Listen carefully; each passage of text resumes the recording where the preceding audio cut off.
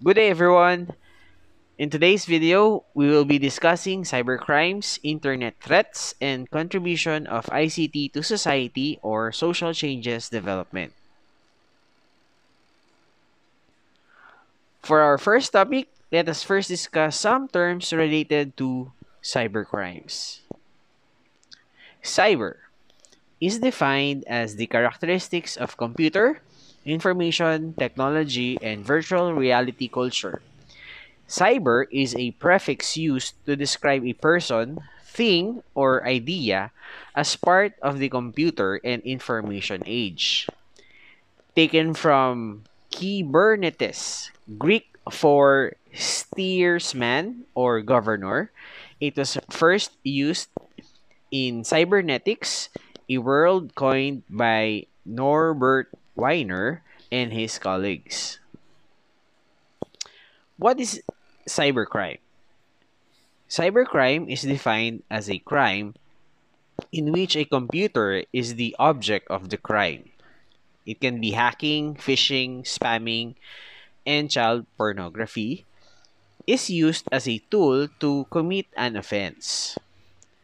Taking the right security measures and being alert and aware when connected are key ways to prevent cyber intrusions and online crimes. Cybercriminal. Cybercriminal may use computer technology to access personal information, business trade secrets, or use the internet for exploitative or malicious purposes. It is also called computer crime. Criminal uses a computer as an instrument to further illegal ends, such as committing fraud, trafficking in child pornography, and intellectual property, stealing identities, or violating privacy. Philippines has created laws to protect us from cybercrime. The Republic Act number 10175, Cybercrime Prevention Act of 2012, is a law in the Philippines approved on September 12, 2012, which aims to address legal issues concerning online interactions and internet. This law is an act defining cybercrime, providing for the prevention, investigation, suppression, and the imposition of penalties, therefore, and for other purposes. The Republic Act number 10173, Data Privacy Act of 2012, on the other hand, is an act protecting individual personal information. This law is used to protect the fundamental human rights of privacy, of communication, while ensuring free flow of information to promote innovation and growth. What are the different internet threats that can affect us when we go online? Let us discuss them one by one so we would know what we are up against with so we can avoid being a victim of such threats.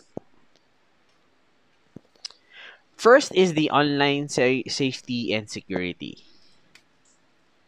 Now, because of the vast amount of information available on the internet, people who use it have become vulnerable to a variety of dangers that we should be aware of.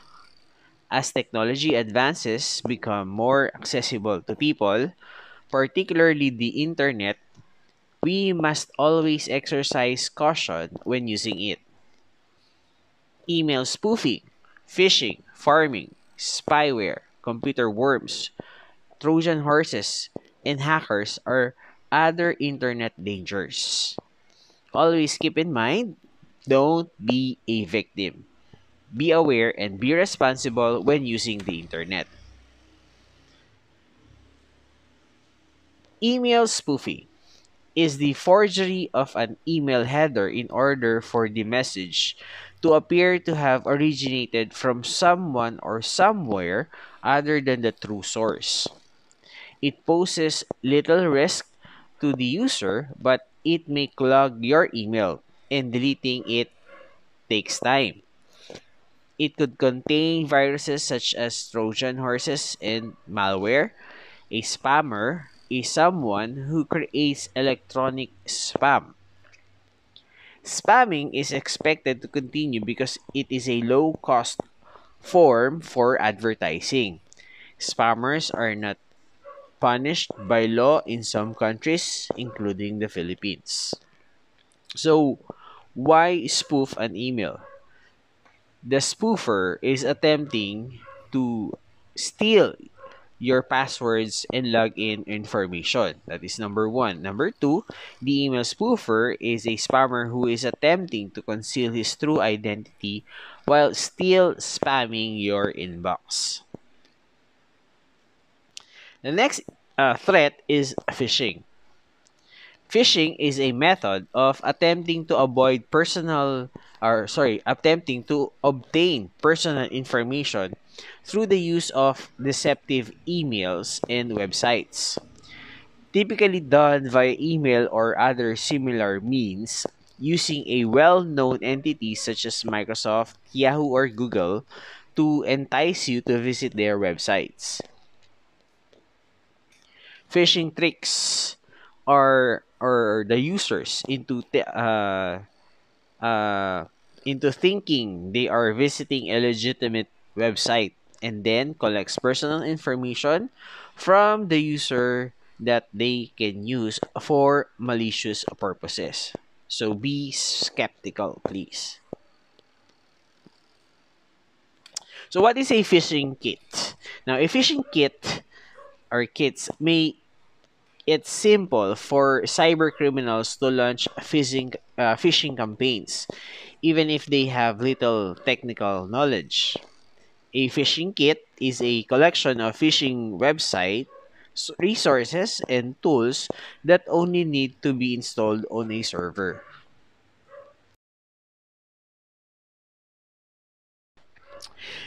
Given is the anatomy of a phishing kit.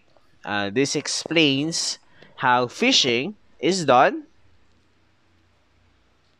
using a phishing kit. But we will not go deeper into this. So let's move on to our next topic.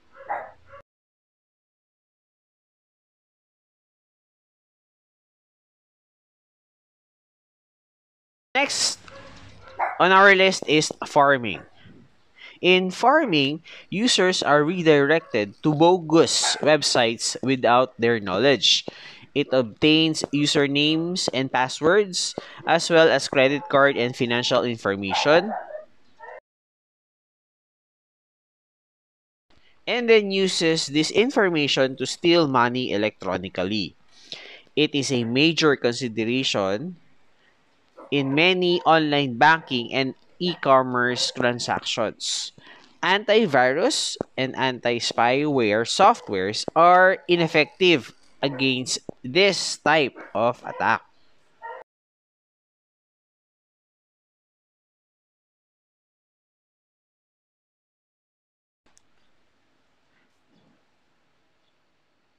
The next is spyware.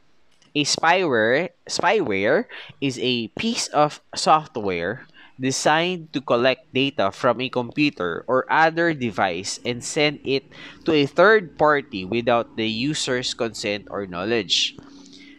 This frequently includes gathering sensitive information such as passwords, PINs, and credit card numbers, as well as monitoring keyword strokes, tracking browsing habits, and harvesting email addresses.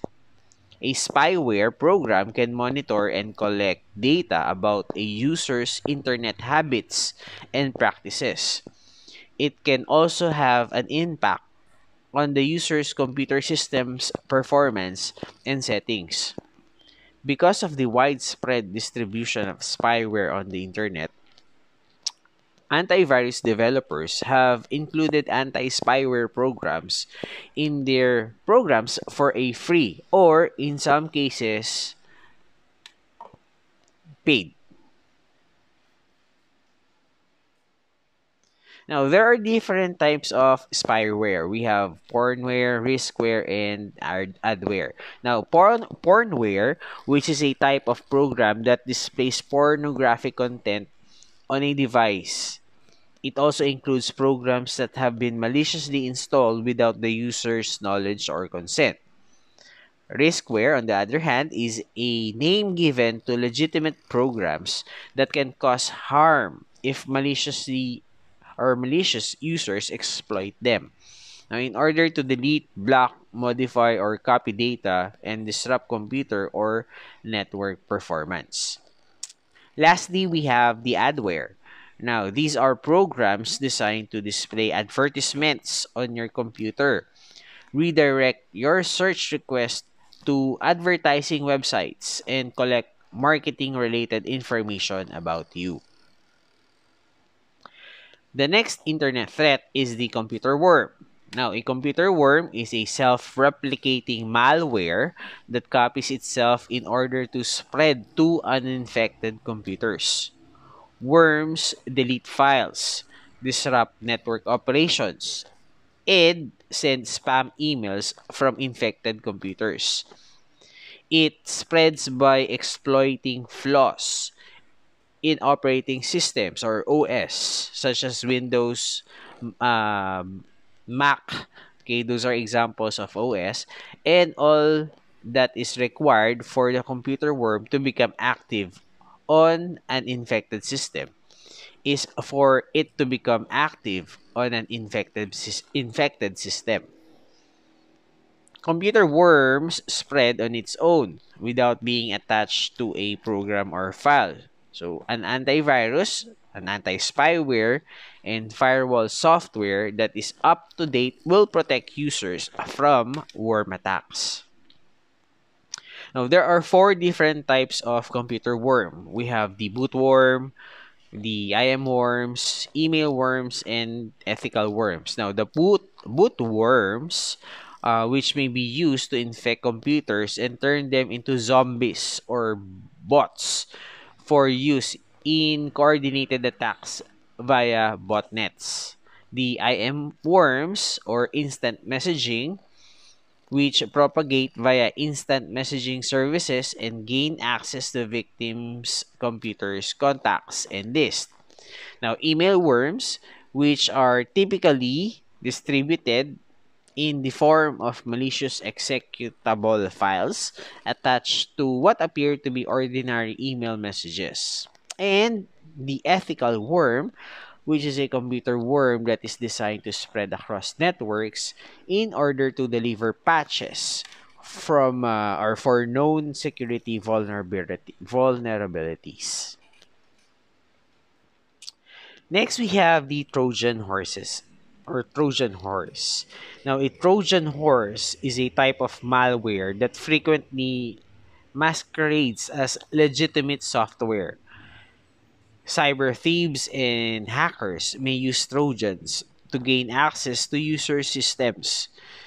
It has the ability to erase data, gain access to the victim's computer, corrupt files, and be used for phishing.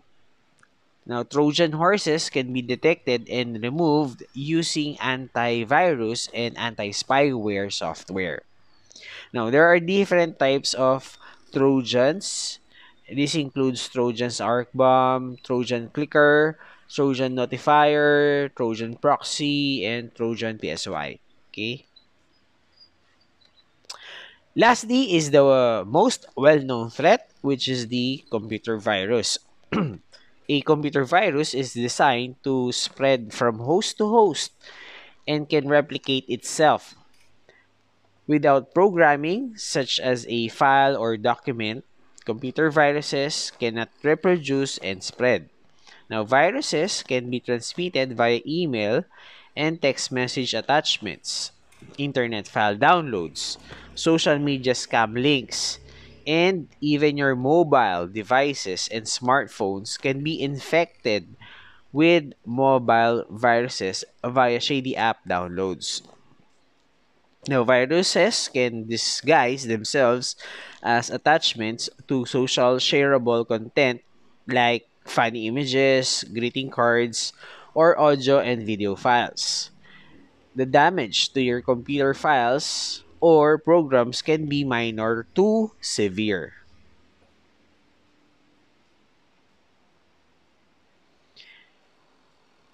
Now that we already know the different internet threats or different threats, the question now is how can we protect ourselves from being a victim of this?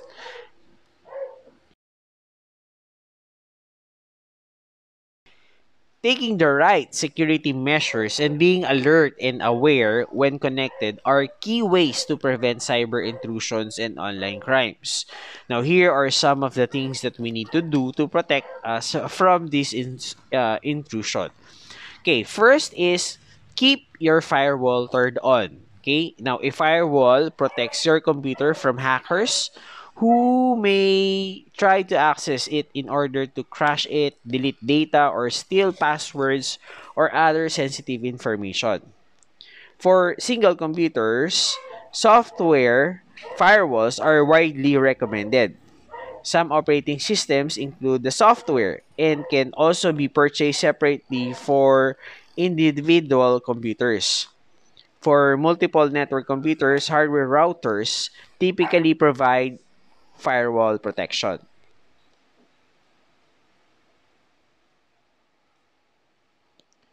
Second is install or update your antivirus software. Now, antivirus software is intended to keep malicious software programs from infiltrating your computer.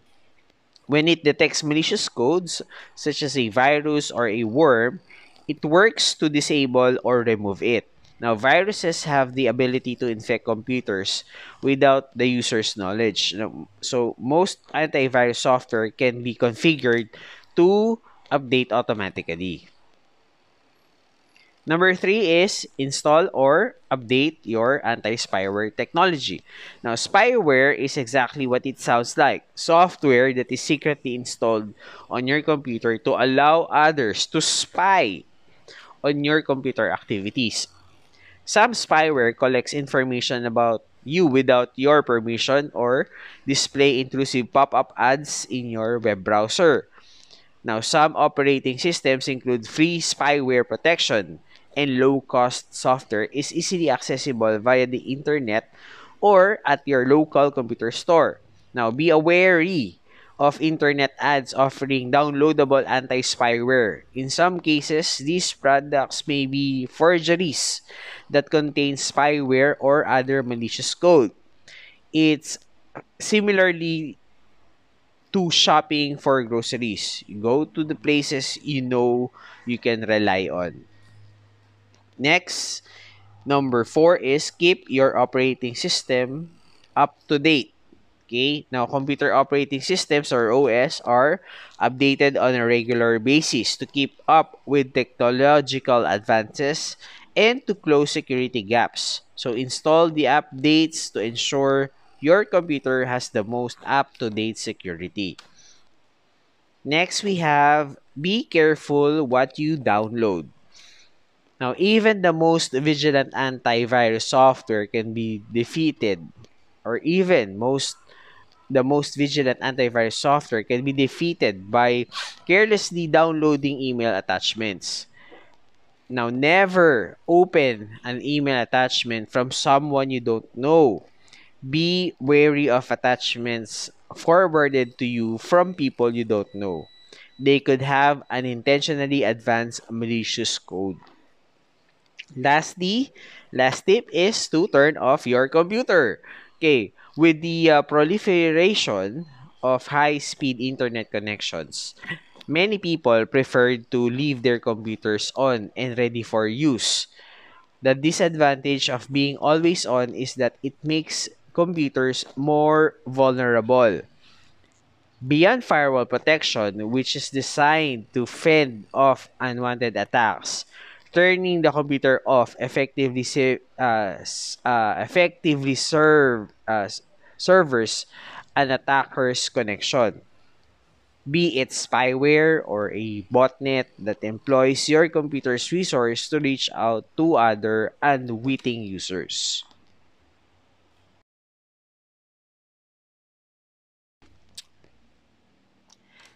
We now go to our next topic, which is contribution of ICT to society or social changes development. At first, let us define social change. Okay, now social change, according to H.T. Mazumder, social change may be defined as a new fashion or mode, either modifying or replacing the old in people's lives or in the operation of a society. The transformation of culture and society or social organizations or structures over time is referred to as social change.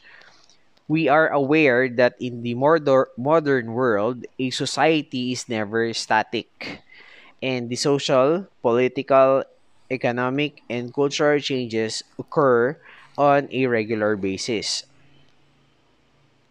So, what are the different contributions of ICT to society or social changes development?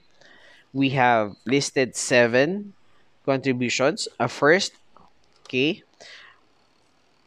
we have entertainment. Second, public services. Third, financial services.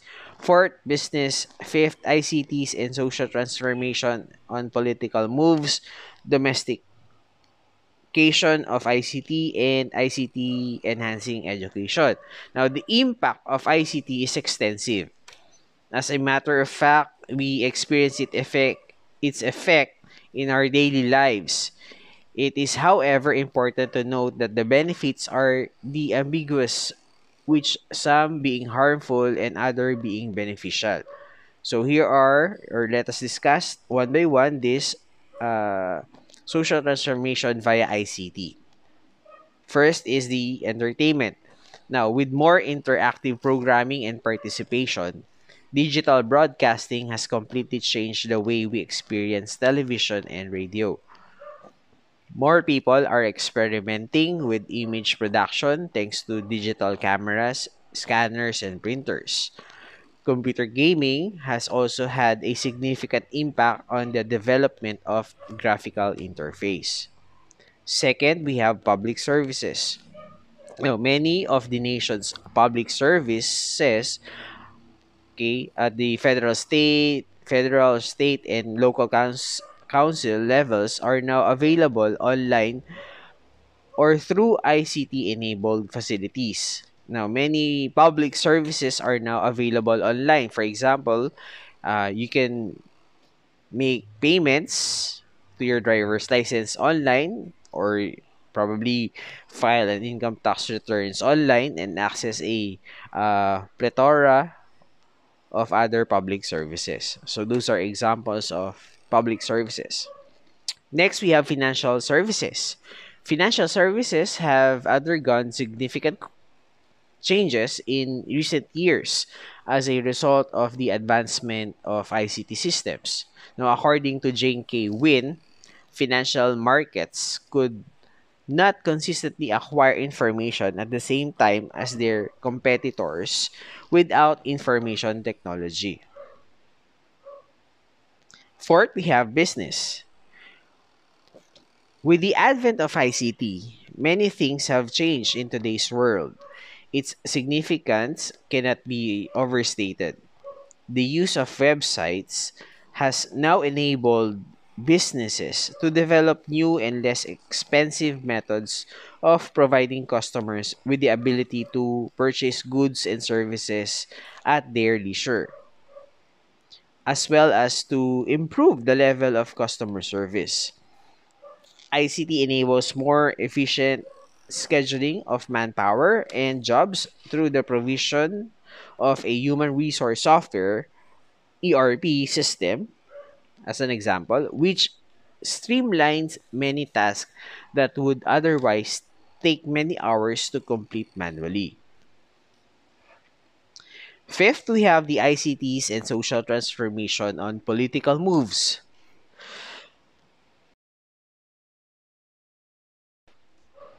Now, ICT tools enables government to change the way they function, including how they communicate and interact with their citizens, opening up a slew of new possibilities for reshaping who has access to political and governments, as well as who politicians and governments can reach with their messages.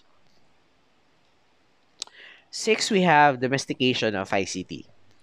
As Silverstone explains, domestication involves fitting and fixing the new into the familiar and the secure, molding their novelty to the needs, desires, and culture of the family or household. With the invention of smart appliances like other technologies, ICTs emerge with household appliances that are embedded with microchips to ease so many hassles in our houses.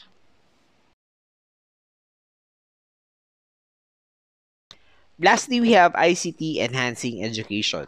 Now, ICT expands the flexibility of educational delivery, allowing learners to access knowledge wherever they are.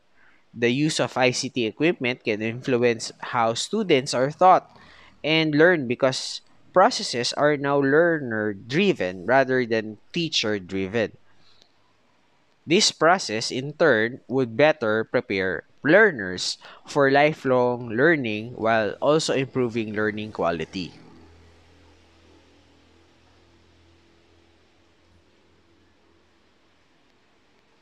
And that concludes this video. Thanks for watching.